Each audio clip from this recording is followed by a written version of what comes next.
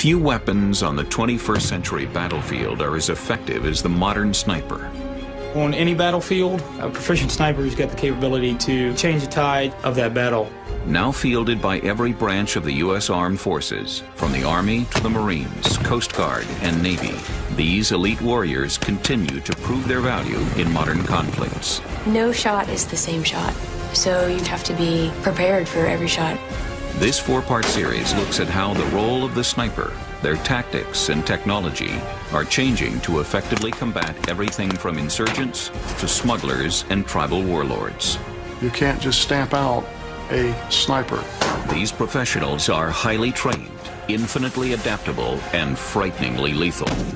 They are today's modern sniper.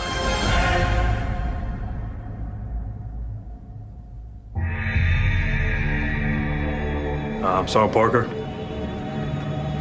I'm the team leader of Sniper Team 1, Viper 1. I'm go ahead and orient you guys this morning for our mission. The final exercise of the Sniper Team Leader course demonstrates the improved skills and tactics of the advanced modern sniper. I'm with 1-6 and I'm tasked with bringing stability back to the area. Give me your mission in a one sentence blurb. Insert, get eyes on objective, get all my men back safely to the extract point, and give the commander as much information we can on the objective for his attack as possible.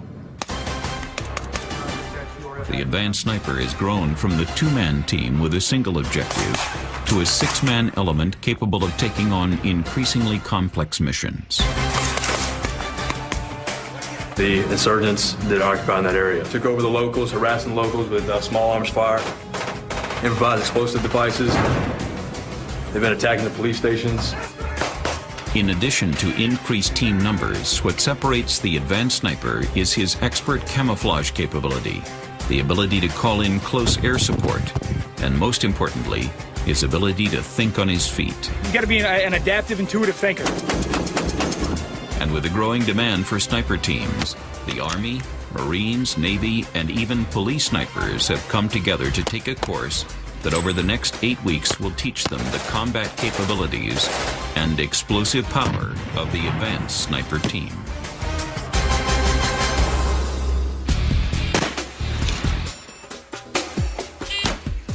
A sniper team leader needs to be well versed, not just in marksmanship or even observation, but in other areas that are going to allow him to be able to do his job better. Take a knee, belay out, engage targets. They're gaining the knowledge on how to engage targets at an angle, the calculations that go into that. The other thing they're taking away from this is the understanding of how to employ demolitions. It's not covered in the basic course, it is covered here. What makes the advanced sniper unique is their understanding of the sniper team and how to lead it. The most important thing is the ability to lead a mission, be able to tactically decide, communicate, and execute a mission to the fullest. It's fundamental here because as a team leader and both in Iraq and Afghanistan, that's what you're going to be doing. He is no longer a lone warrior tasked with a single shot. He is part of a team whose skill sets and tactics are so varied and advanced that they can alter the landscape of the battlefield.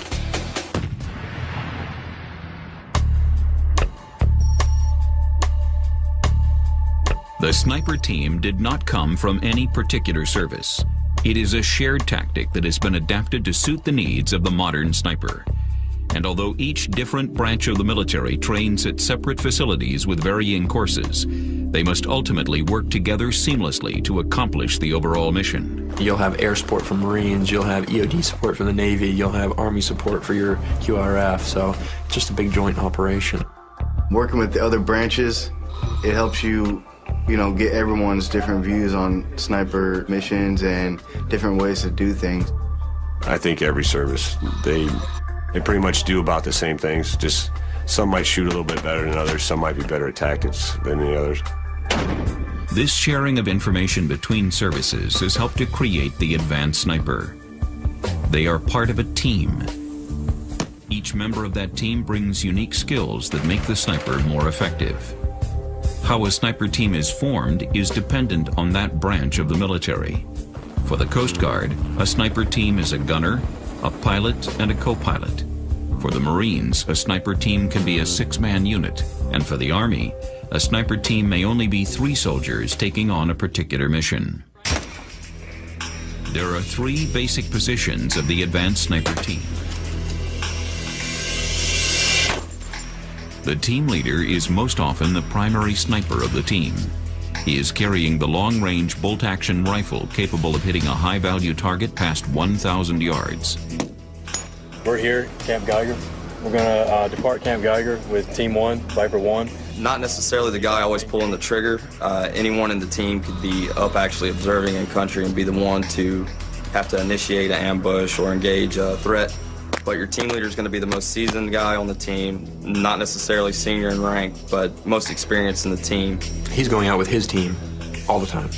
When his team is on the ground, he's there. It's his responsibility. He's the one calling the shots out there. When we go out there, it's going to be me and 4 other guys, and we're going to be, operating in that area and doing whatever we have to do without immediate supervision from anybody. The first job of the team leader is to assemble snipers with various weapons and capabilities to support him. Flash out. The first position to be filled is the assistant team leader. Your ATL, your assistant team leader, his main responsibility is going to be the strong arm of the team. He's going to be ensuring that team training is always being conducted when you're back in the rear, and when you're in country, that the state of readiness of the team is always high. All right, from here, I can go off the small of his back. The assistant team leader usually carries another long-range weapon, but his weapon is meant for rapid, closer engagements. He is a defensive weapon who will defend his team from multiple enemies at varying distances. With the team leader, the ATL helps to assign the other positions on the sniper team. It's all about experience and who's fit for the job and who's going to increase survivability for the team when they're out on the battlefield. The 3rd and 4th members of the team account for what's possibly the most vital element to its survival and safety: security. The security is preferably a 2-man element carrying tremendous firepower. The best tool for the security is a fully automatic weapon capable of repelling a full-scale close-in attack.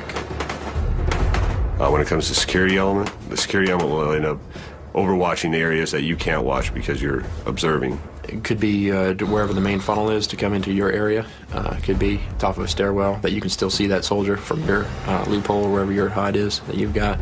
You can still see them, and they've got their eyes focused just on that door. It's their only job.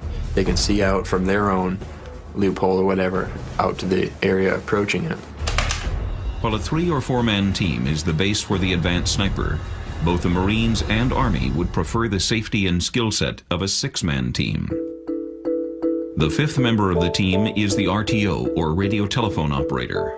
If you're lucky enough to get a guy that his actual MOS is out of comm, or if you have to spin one of your own guys up that's a basic rifleman and turn him into your communicator. Hunter 2-2, Hunter 2-2, this is Viper 6. The 6th and final member of the team is the point man. He brings another skill set to the team that they might need on that mission. He can also become a 2nd sniper or 3rd security member. He fills any need the team might have. So that's your basic breakdown of a 6-man team. Over the next 8 weeks, the Sniper Leader course will teach these newly formed teams what it takes to be an advanced sniper.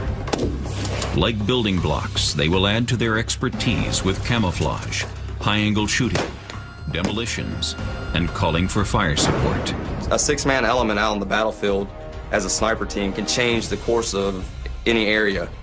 And at the end of the course, the sniper teams will have to call on all their advanced tactics to take on a final exercise, where they will have to be both the hunter and the hunted.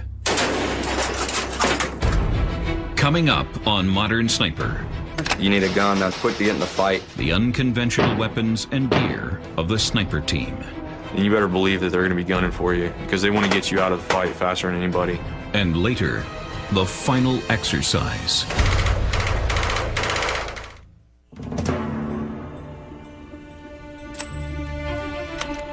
On today's battlefield, an accurate long-range rifle is no longer the only weapon keeping the sniper team safe.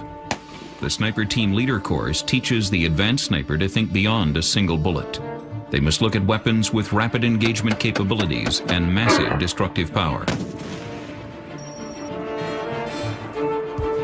While each member of the team has a weapon specific to his role, he must also be capable of defending himself in a firefight. To do this, the Marines and Army run the advanced sniper teams through scenarios where they must fall back on the standard issue M4 carbine. It's easy to manipulate, and you can get a lot of rounds down range on the target if need be. And with a bolt gun, if you've got everybody carrying their precision rifles and you're to insert and take contact, it's going to be really, really hard to get that fire superiority and be able to break contact away from the enemy with just bolt guns, because you just can't lay down the type of fire that you need with that weapon system. It's easier when you're going into buildings, clearing a building, occupying a building. That's when I'd say it's easier, you know. You got more bullets you can hold, and you can, you know, it's lighter. You can fire that sucker faster. Carrying an M4 through the city, Vice having a Mark 11, say, as your primary. Mark 11 has a tendency to jam. Sometimes, you know, not cared for properly, whereas the M4 is a little bit more reliable and it packs a little bit more firepower. You have a bigger magazine capacity, so you can, you know, engage a little bit longer before you have to reload. And for a sniper, the M4 has another use. Carrying the M4 allows the sniper team to blend in with line infantry troops. Oh, it blends in with everybody else that's in sector. Everybody else has one. You go out there with your M14. Wait a minute, why's that guy got an M14? The enemy that we're currently fighting, they would be happy to go home just knowing that they killed a service member. But when you start talking about specialized troops, that takes a lot longer and a lot more money to train. And the experience level that troop might have and the psychological factor he might have had against your troops. If you're picked out to be that specialized troop, then you better believe that they're going to be gunning for you, because they want to get you out of the fight faster than anybody. In order to give their team additional firepower, the team leader will equip every M4 with an M203 grenade launcher. The M203 grenade launcher greatly increases a sniper team's firepower. We employed it effectively in Iraq. Its main job, there's a lot more to it than people employ it for. If we were compromised, that would be a perfect weapon to be able to use, because it hits our dead space. You can hit around a corner with it, you know. You shoot past the corner, obviously you're going to hit what's on the other side of it. If you were shooting single rounds out of your M4 or a bolt gun back at them, then they'll sit there and they'll hang in it. They'll stay there and they'll shoot and it won't be fun. But if you start laying down machine gun fire, start shooting 203s at them, and there's stuff blowing up at them, their buddies are getting blown up, then they're going to run away. In addition to the M203, a sniper team member will carry numerous hand grenades. It's actually one of the better weapons that we have. So distance-wise, you throwing grenades downrange, keeps the enemy away from you. Sniper team leaders and sniper teams have many different grenades that they're bringing out on missions with them. Smoke grenades, for example, mainly used to create a screen, allowing you to disappear out of the area. You might then also need to use smoke to, say, mark an LZ. You're wanting them to be positioned in this location. So you might use smoke to mark the direction that you want them to come from. Your direction of approach is going to be marked by smoke. You're not going to tell them the color, because you want them to read that back to you as a type of positive link up. Your position be marked by smoke. Roger, I tally your green smoke. But weapons aren't the only new technology the advanced sniper is learning. The Sniper Team Leader course highlights the difference between snipers of the past and the advanced snipers of today. As computers become commonplace on the front lines of today's battlefield, the advanced sniper has greater and greater access to satellites. When it comes to satellites, I mean, the biggest advantage for the snipers in a regular platoon or company, I think, would be obviously the GPS systems. So it's easier to find your position, is faster. Satellites also provide the sniper team with imagery to better prepare a sniper team for their mission. It also allows real-time intel to be passed from the front lines back to the commanders. In Iraq and Afghanistan, second-by-second accurate information has played such a crucial role that a special system was developed for the advanced sniper, a system called MSIDS. MSID stands for MAGTF, Secondary Imaging Dissemination System. It is a great asset to the sniper team, as well as the supported company or battalion. You can take your camera with a multitude of lenses. You can go on TAC chat and communicate via basically almost like an IM or a text message back to higher headquarters without ever having to get on a radio and actually physically talk. We don't have to report with pen and paper anymore. We can report using MSID, the cameras, receiving information through that way, sending it back to higher, quicker turnaround, quicker analyzation of the battlefield for the commanders. The sniper or observer of the team will take pictures or video of what they're observing. That media is downloaded to a laptop and connected to their PRIC 117 radio. The digital information is then transmitted via satellite. How are you getting this information back to me? I do have a camera and MSIBs that I would be taking out. You're telling me you can digitally shoot it back to me early? Yes, sir. You're the first one that's told me that capability. That's good. Another thing you're going to have is you're going to have a base station at the company. Wherever you're trying to send that information, it's going to have an MSID's suite base station to receive that information. So now you have 2 dedicated radios and a dedicated channel along with all the gear on both ends before you can get anything operational. But in the end, when you have it up and working, it's the best asset that you can have out there. It actually brings the people that are sitting on the base, the rest of the Marines inside that command center, it can bring their attention basically to the battlefield without them ever having to leave that COC. The development of the MSID system has helped to make the sniper more than a weapon. The advanced sniper is the eyes and ears of their commanders, who could be anywhere in the world. Given the ability and freedom of movement with the satellite communication and way technology is going today, the opportunities for a scout sniper team operating in an area are endless, and utilizing that asset of satellite communication and your MSID suites, now we're afforded better communication and more up-to-date technology and information being passed than we ever had in the past. Coming up on Modern Sniper, the advanced sniping team uses demolition and close quarters combat tactics to clear urban hides. Whatever keeps you safe is the things that you got to think about. There's a blacked out window, I'm going to launch a rocket in it. The Army and Marines have developed several team leader courses to teach the tactics of the sniper team and the skills needed to be an advanced sniper. These courses must prepare the snipers for the battlefields of Iraq and Afghanistan, locations where the snipers must remain unseen in urban hides that are often lived in by people who may or may not be hostile. The sniper team must be ready to enter a house, clear it of enemies, and keep it secure. To do this, the advanced sniper has borrowed tactics from police and SWAT to help win the urban battle. Having served as a sworn police officer, I had the occasion to work with police snipers from different agencies. .75 up. Last shot.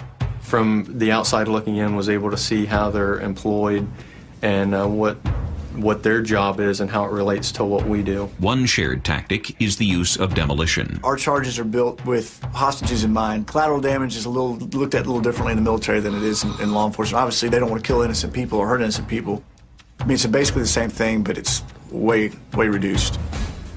In the team leader course, the advanced sniper team will learn what demolitions are available and how destructive they can be. As far as demolition goes, there's a multitude of things that you could bring with you. Primarily it'd be C4, det cord, time fuse, and igniter, along with your blasting caps, whether it be non-electrical or electrical.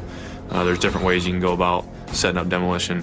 C4, the det cord itself can be used for small charges. If you have to gain entry into light-skinned doors, interior rooms, you can use that det cord. The advanced sniper learns to go beyond the obvious uses for demolitions and identifies each member of the team and what they could use explosives for. A loophole is a small opening that the sniper uses to aim and fire through without being detected. If there is not already a loophole in the building, then the assistant team leader may create one with a string of det cord coiled in a spiral. You can coordinate with other units, have a distraction over here while you blow a small charge here to create a loophole for you to utilize instead of just staring out the window. Now you have to make them fight like you fight. They have to be a trained observer now, and they have to look for disturbances in the baseline instead of just, there's a blacked out window, I'm gonna launch a rocket in it. While the assistant team leader is preparing his loophole, the security element is using demolitions to protect the team. The team leader course teaches the snipers how to build protective explosives, but it is up to the security member of the team to decide how and when to use them. Some things you need to think about, though, if you're using explosives, is if you're in an occupied hide, you got to take that family's safety into consideration as well. You're not there to cause, harm to anybody except the enemy. I always felt safer having the human aspect out there as my security, rather than, I'm going to set up a claymore, a child walks into the house, or a grenade, a child comes in. Wherever you set that device, you're not just going to set and leave it. You're going to set it, and then you're going to have a Marine watching that area. So if it is a combatant or something like that, then, hey, he lets him walk into the device and then goes to town from there. The security may also choose to use demolitions to protect the team as they leave the hide. In my experience, you got people maneuvering on you. Something just happened. They know where people are, and they're not stupid. They know that was a precision shot. They know there's somebody vital here. They don't know who it is, but they know it's somebody that needs to be eliminated. So a lot of times we would exit the building, go around the back of the building and place a charge on the wall. All these compounds in Iraq have huge walls around them. So we would maintain a covered position, maintain security, put a charge on that wall, and blow an exit route out the back of the wall using demolitions. That's something we did time and time again. Demolitions are often used to gain access to buildings the sniper teams need to occupy. We could use a donut charge that goes around the door handle and defeats the locking mechanism. We could utilize a slider charge that goes along the door hinges and defeats the door that way. Multiple breaching charges. A linear charge will defeat an interior door. All right, stand by. Fire and hole, fire and hole, fire and hole.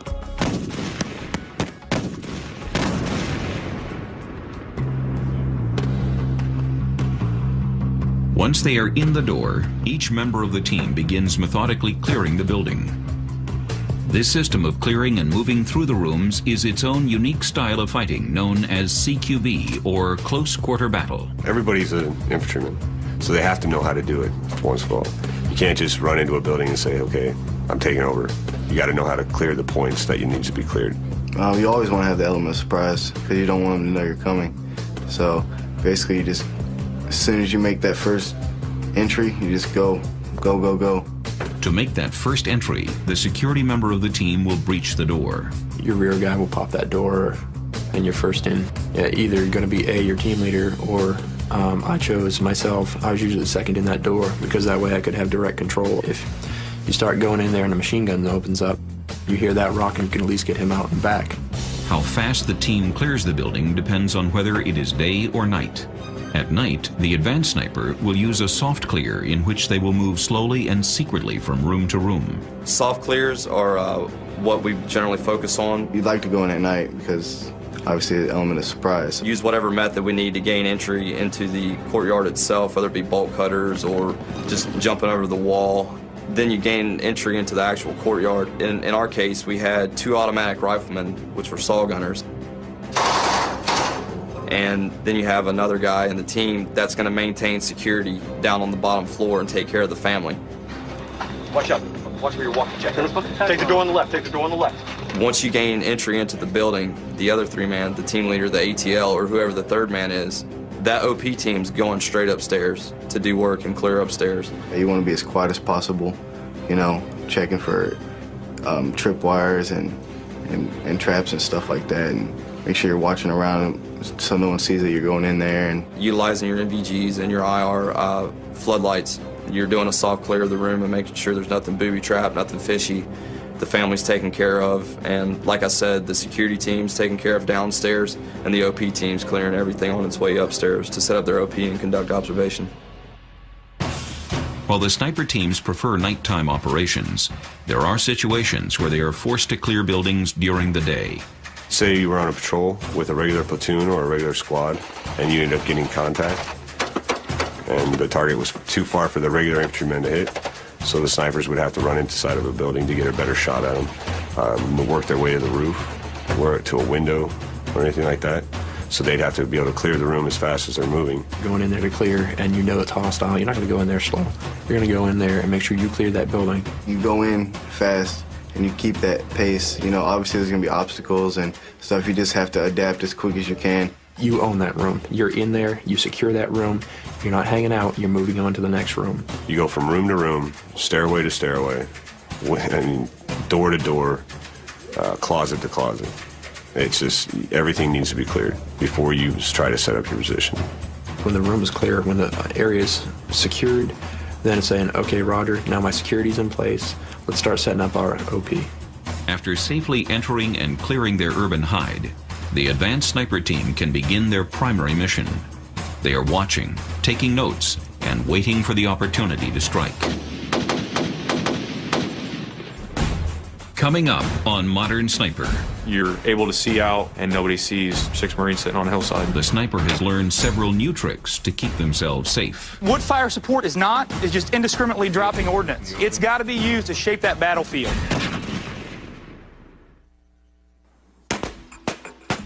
As team leader courses in the Army and Marines focus on building up the size and skill set of the advanced sniper team, they must also begin to adapt their safety and survival methods to meet the demands of today's conflicts. The well-being of the advanced sniper depends on every member of the team, whether they are setting up camouflage, calling in fire support, or taking a shot.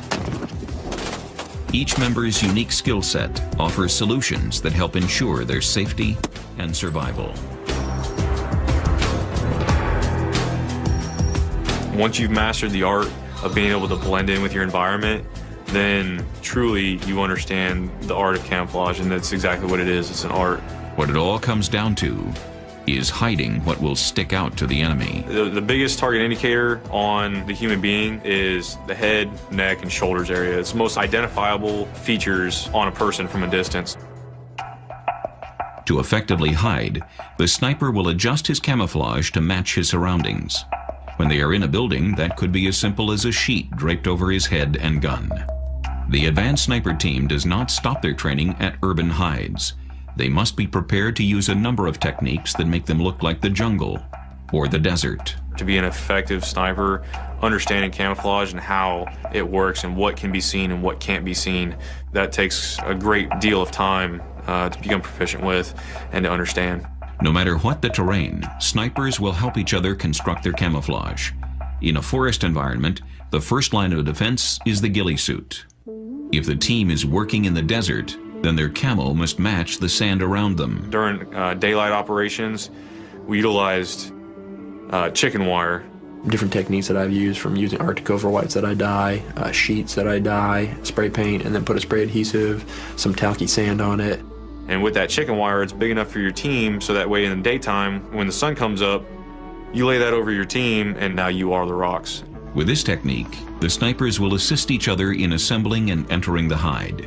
Teamwork is key in making sure that every part of the sniper is properly camouflaged. We need a big chunk of transplant right in front of the main loophole. Roger, I got it. Right on the right side as it comes up. Here's like 3 shadows right there. That'll complete the effect. And now, through the chicken wire being crinkled and whatnot, you're able to see out and nobody sees 4 Marines or 6 Marines sitting on a hillside. Of course, camouflage is not the only way to stay concealed from the enemy.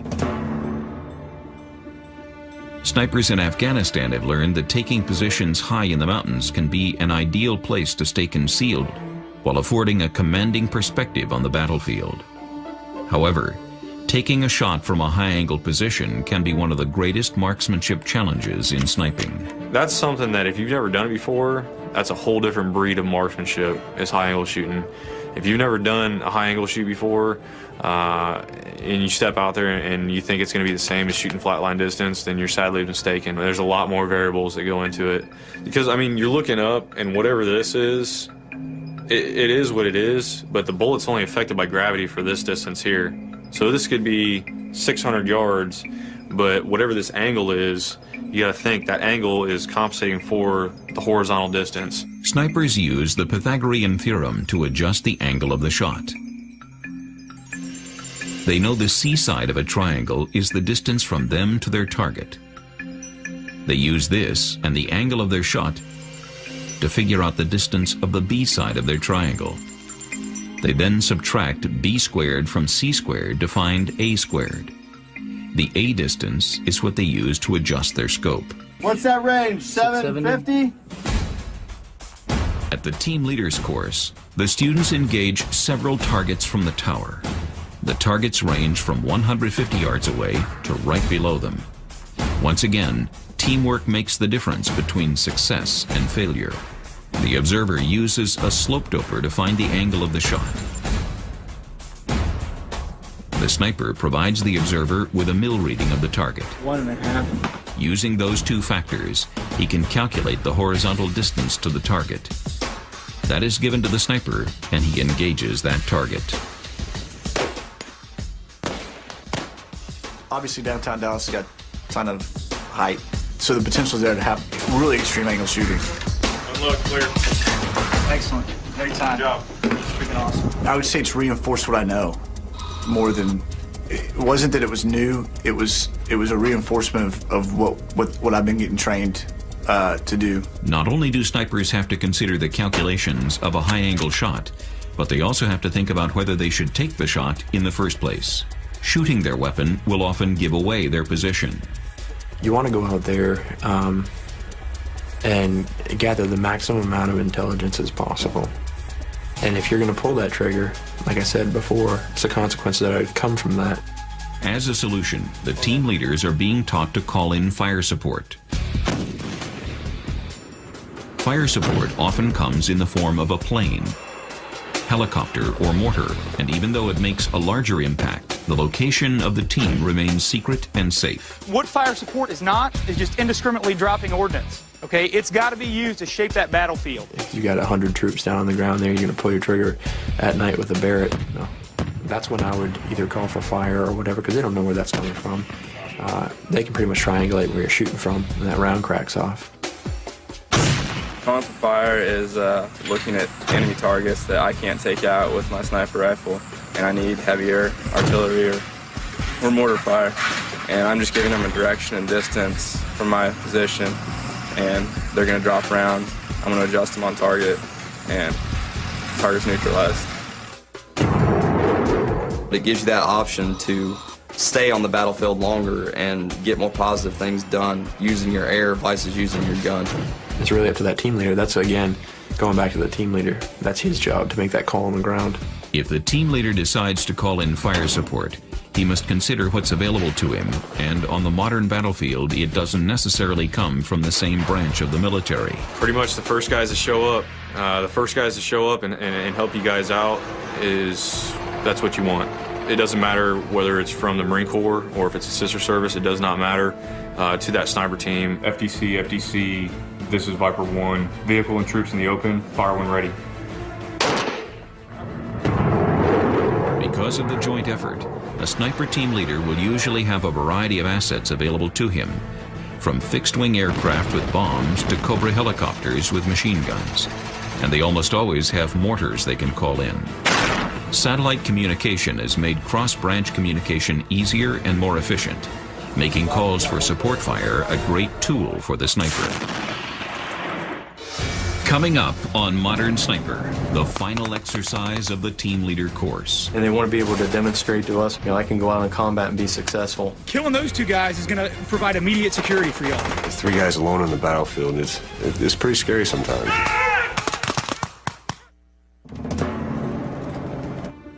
Over 8 weeks, students at the Team Leader course have been learning what it takes to be an advanced sniper, from fire support to close quarters combat. A good sniper team can take on any situation presented to them, and the best way to test what the snipers have learned is to give them a simulated mission and throw in unexpected obstacles. They're employing a lot of what they're going to do in combat here on the final exercise in a school environment. Hopefully they're successful and they get better in their abilities to move around undetected. During the 72-hour final exercise, 2 teams of 6 snipers will formulate and execute a plan to observe an enemy stronghold. The exercise simulates that the intelligence they gather will be used to support a company that will be assaulting that same town. In the team's plans, one team will observe the town from the surrounding wood line, while the other team observes the same area from a nearby tower. The three objectives for the teams are to gather intelligence, support each other, and most importantly, to stay undetected. It seems like such a simple thing for 4 guys to be able to move to a pre-designated area in a tactical fashion, but by the time you add gear and you add the heat of the moment and excitement, everyone kind of follows their own instinct if you don't have it planned and you haven't rehearsed to the point. So, I think the final exercises are very valuable for that reason. For the sniper team leader, the plan is everything. Our mission is no later than 1200, 14 September 2009. Viper Team 1 will depart Camp Geiger and move to grid 7430-4250. The first thing they're thinking about, having talked with many commanders about this subject in and of itself, is why do I want to put you out there? Give me your mission in a one sentence blurb. Insert, get eyes on the objective, get all my men back safely to the extract point, and give the commander as much information we can on the objective for his attack as possible. Why do I want to put you at risk and potentially risk having to send a QRF element out to rescue you? There is thick vegetation in the area, so our movement to our position and to get eyes on that objective is going to be slow. How much is it going to slow you down? You're leaving today and you've got to be back when? Tomorrow?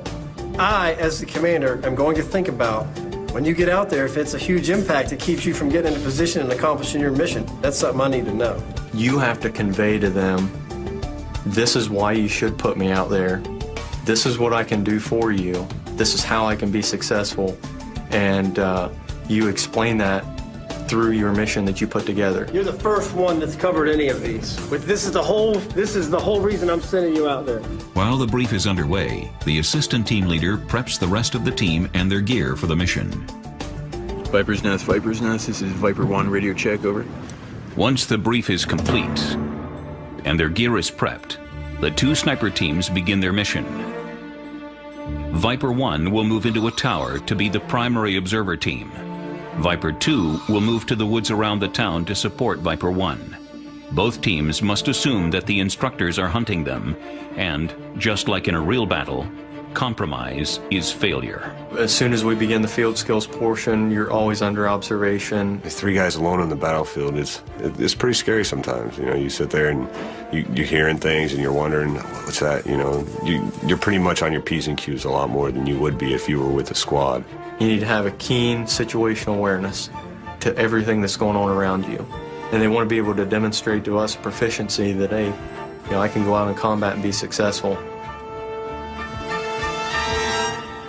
After a successful insert, Viper 2 must establish communication with Viper 1. Viper 1, Viper 1, Viper 2. This is where Viper 2 runs into their first obstacle. Their radio is not working, and they cannot communicate with Viper 1. There is no way to know if Viper 1 has made it to the tower, and if they are safe to continue to their rally point. Viper Nest, this is Viper 2, radio check, over.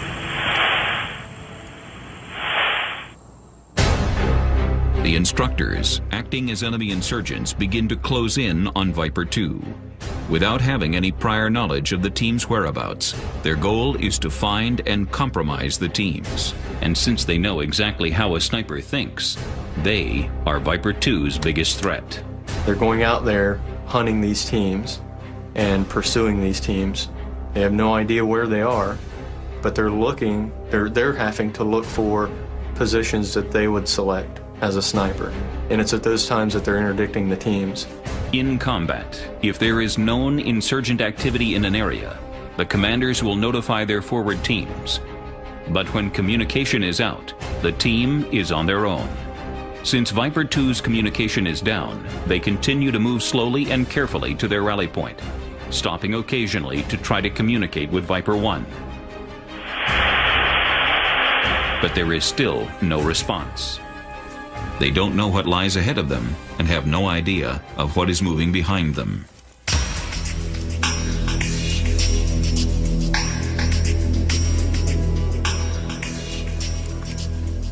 As they near their rally point, the lost communication has become a matter of life and death for Viper 2. The team leader makes the decision to stop and set up security until comm is fixed. But it is too late. The instructors have found them.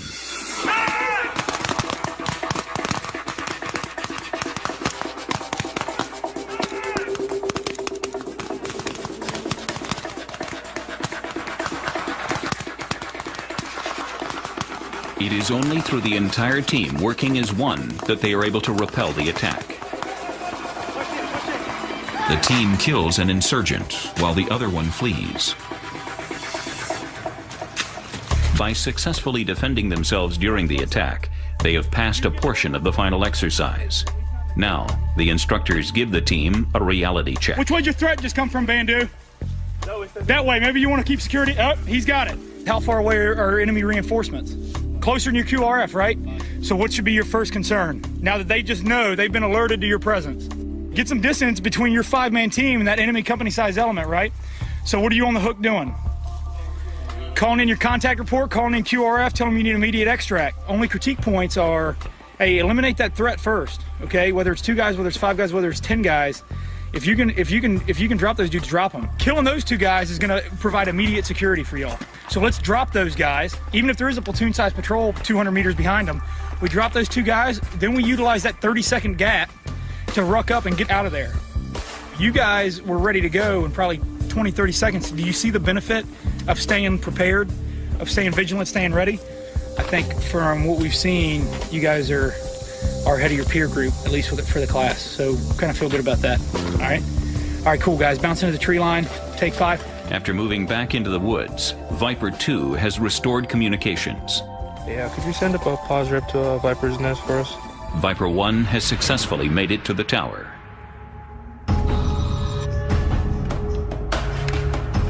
They are informed by the Sniper Control Center that the target they have been watching is a terrorist commander. They must eliminate him, then exit the tower as rapidly as possible. Every second counts. The longer they remain in the tower, the more vulnerable they are to a much larger enemy force that's certain to be approaching. In order to be successful, Viper 1 must be ready to move as soon as they fire. Dispatch QRF at this time, how copy? The RTO has called in a quick reaction force to extract them. Once they fire, their position will be compromised. The enemy will attack, and they must make it down 4 flights of stairs, providing seamless cover fire. All right, guys, go ahead and load and grade. On target. On target. Step out. Get to 5, 4, 3. Come on, go! Go! Be advised, we have engaged 2 hostile, 2 NVKIA at this time. The security fires cover fire out of a window, while the team leader and ATL move past them to the level below. Once the team leader and ATL reach that level, they now provide cover fire for security, who follows but moves past, descending to the next level below to continuously provide seamless cover with an almost leapfrog-like effect. The team works together to make their way to the bottom floor of the tower. From here, they transition to their sidearms and make their way to the waiting Humvee.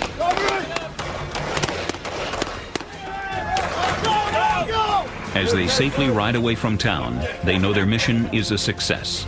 They adapted to the situation and took out the enemy leader. In addition, Viper 2 is still out there, observing and reporting, and able to support the company assault that will begin in a few hours. They are advanced sniper teams, ready for the next mission. When it comes to snipers, we'll always be the ones leading from the front, and we will always be there. As a sniper team, you have the best eyes on the battlefield 9 times out of 10. The need for snipers is always going to be there because you can get these cameras and you can get all this high-speed gear, but you still have to have those eyes forward, and snipers are the only ones that are going to be able to do it.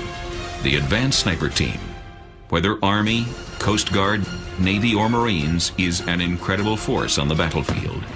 Through their tactics and techniques, weapons and demolitions, the advanced sniper team is changing the way modern warfare is fought.